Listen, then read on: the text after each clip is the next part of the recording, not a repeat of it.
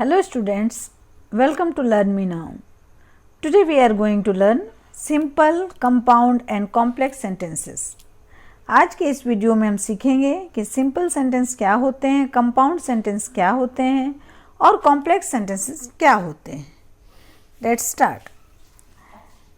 कोई भी सेंटेंस को उसके ग्रामेटिकल स्ट्रक्चर के अकॉर्डिंग ही लिखा और बोला जाता है और ये स्ट्रक्चर होता है जिसमें सबसे पहले सब्जेक्ट होता है, देन वर्ब होता है और उसके बाद ऑब्जेक्ट या कॉम्प्लीमेंट होता है. तो सेंटेंस को उसके ग्रामेटिकल स्ट्रक्चर के बेसिस पर, उसके आधार पर तीन भाग में बांटा जाता है, तीन तरह के कैटेगरी में रखा जाता है.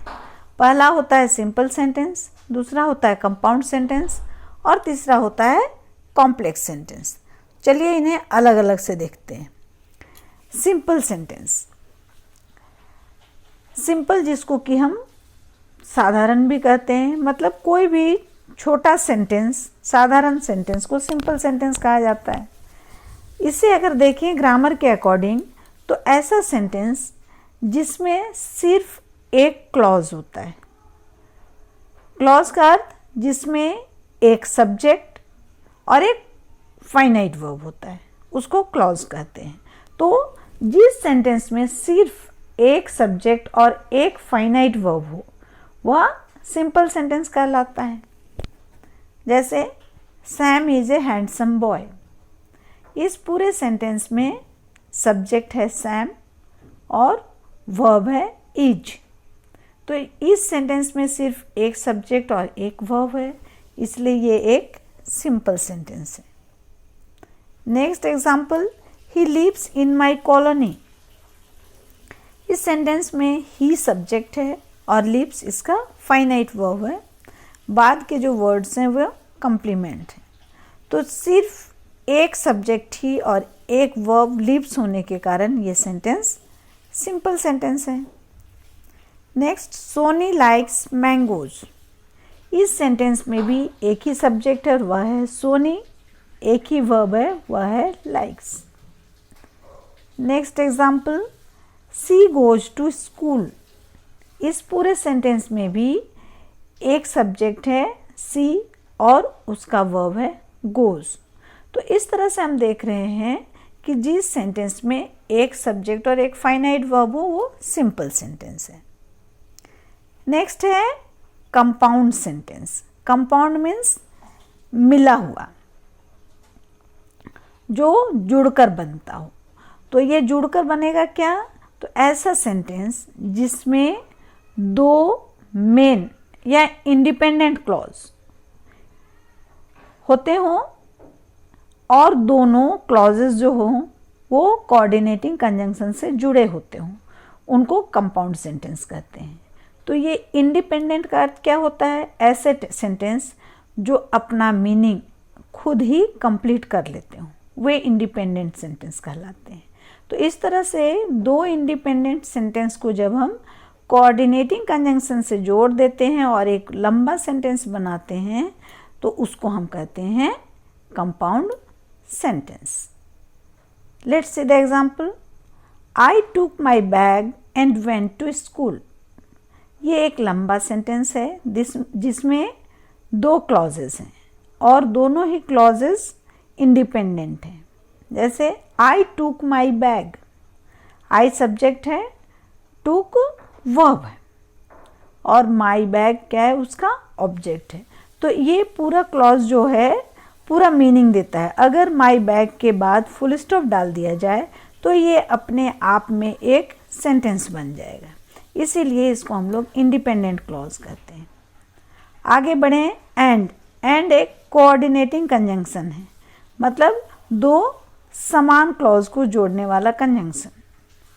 उसके आगे बढ़ते हैं. Went to school. चूंकि ये पूरा सेंटेंस में एक ही सब्जेक्ट है, एक ही सब्जेक्ट काम कर रहा है आई, तो इस आई को हम रिपीट नहीं करके यहाँ पर उसको ओमिट कर दिए, हटा दिए हैं, लेकिन सब्जेक्ट क्या है? आई ही है. तो आई went to school.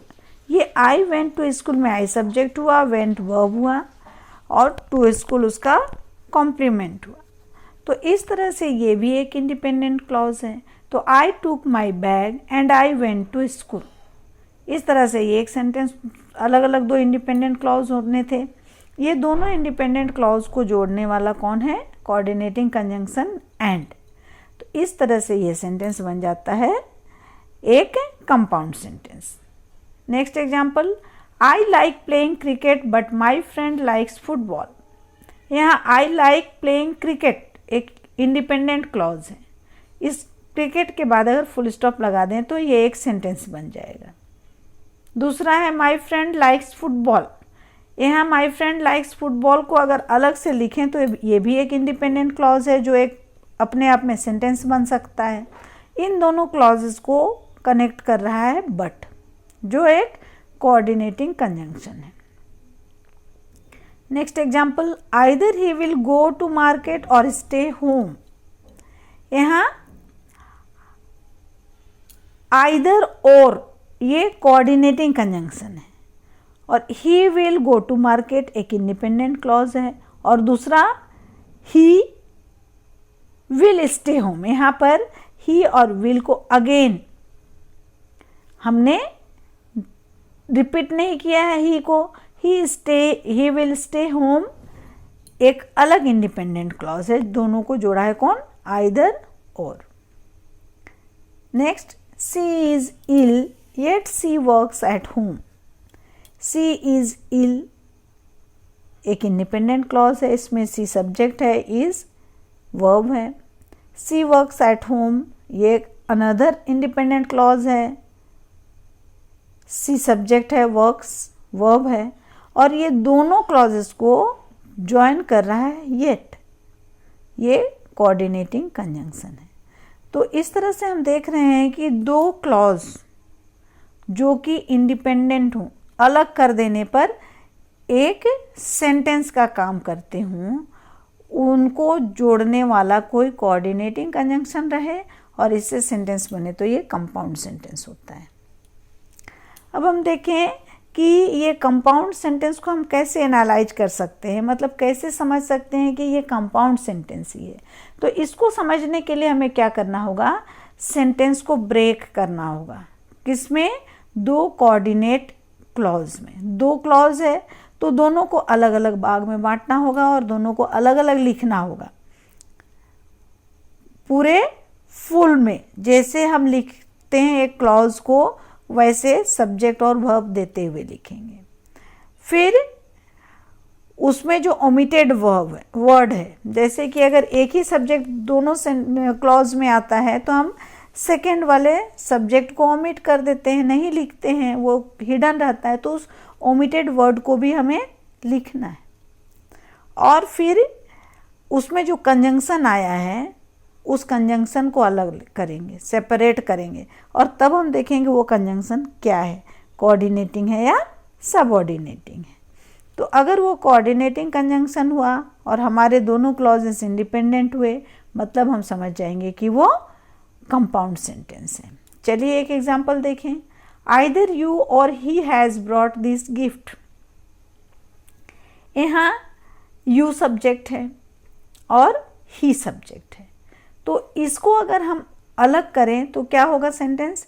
You have brought this gift एक क्लॉज बना, दूसरा ही has brought this gift another clause बना।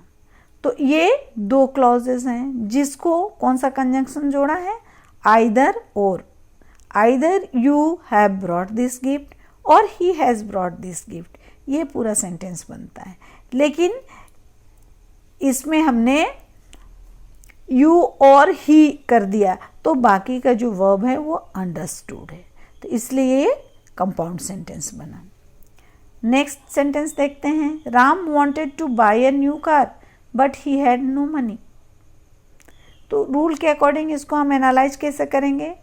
क्लॉज को अलग करेंगे। Ram wanted to buy a new car, ये एक क्लॉज हुआ। दूसरा क्लॉज क्या है? ही हैड नो मनी, ये एक अनदर क्लॉज है और कंजंक्शन कौन सा है? बट है। तो बट कोऑर्डिनेटिंग कंजंक्शन है, ये समझ में आया। Ram wanted to buy a new car, ये एक इंडिपेंडेंट क्लॉज है जिसको हम फुल स्टॉप लगाएंगे तो ये एक सेंटेंस बन जाएगा। He had no money another independent clause है जिसमें अगर फुल स्टॉप लगाएंगे तो ये सेंटेंस बन जाएगा, इसलिए ये इंडिपेंडेंट कहलाए। तो दोनों इंडिपेंडेंट हैं और ये कोऑर्डिनेटिंग कंजंक्शन से जुड़े हैं, इसलिए ये सेंटेंस हमारा क्या है, कंपाउंड सेंटेंस है। अब देखें लास्ट कॉम्प्लेक्स सेंटेंस। कॉम्प्लेक्स मतलब मिक्सचर, एक दूसरे में मिक्स किया हुआ, इसका लिटरल मीनिंग है। अब ग्रामर के अनुसार कॉम्प्लेक्स सेंटेंस किसको कहते हैं? ऐसा सेंटेंस जिसमें एक इंडिपेंडेंट क्लॉज होता है और दूसरा कम से कम एक सबऑर्डिनेट क्लॉज हो।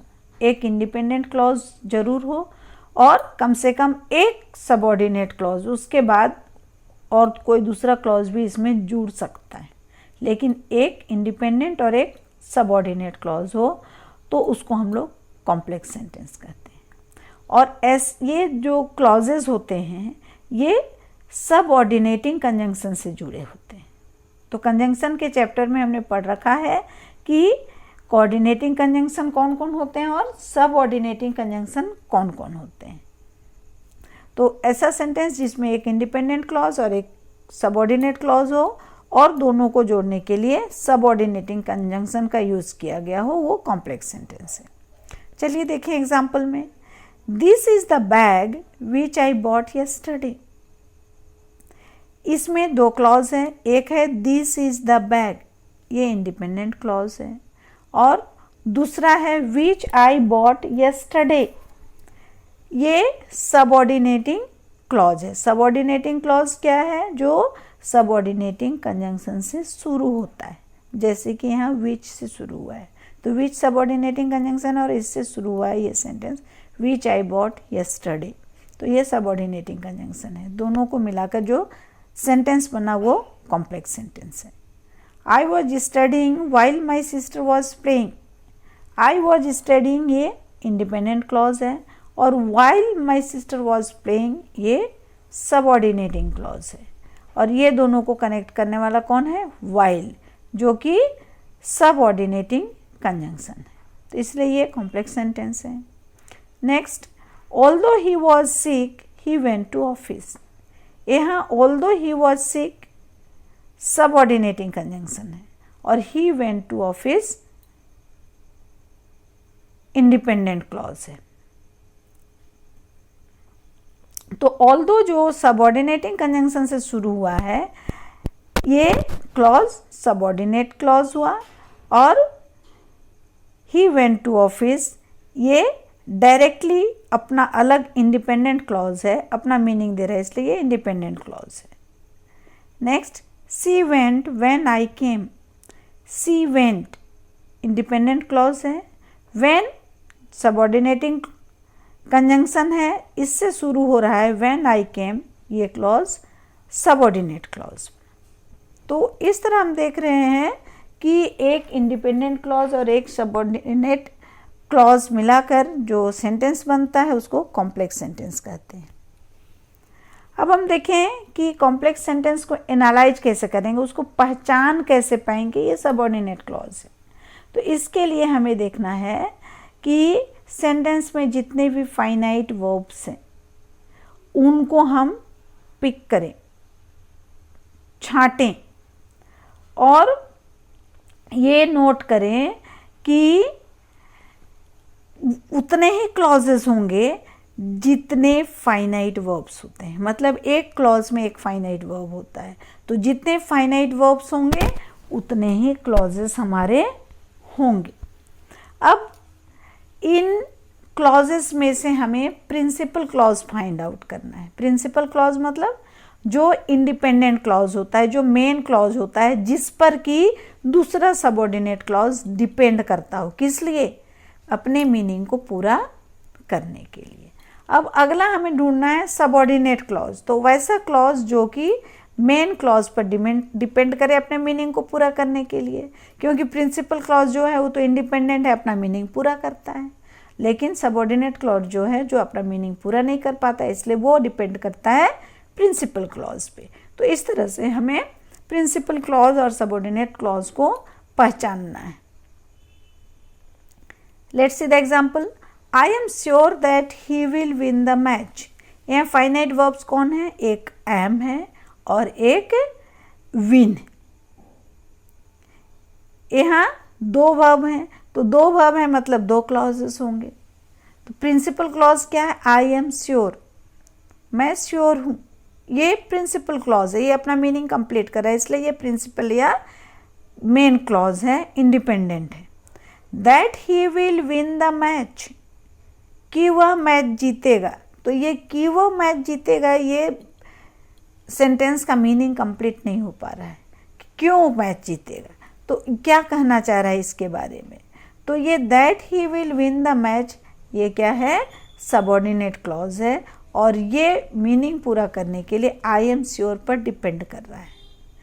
तो इस तरह से हम कॉम्प्लेक्स सेंटेंस को समझेंगे कि एक प्रिंसिपल या इंडिपेंडेंट क्लॉज होता है और वह हेल्प करता है सबऑर्डिनेट क्लॉज को उसका मीनिंग को पूरा करने के लिए।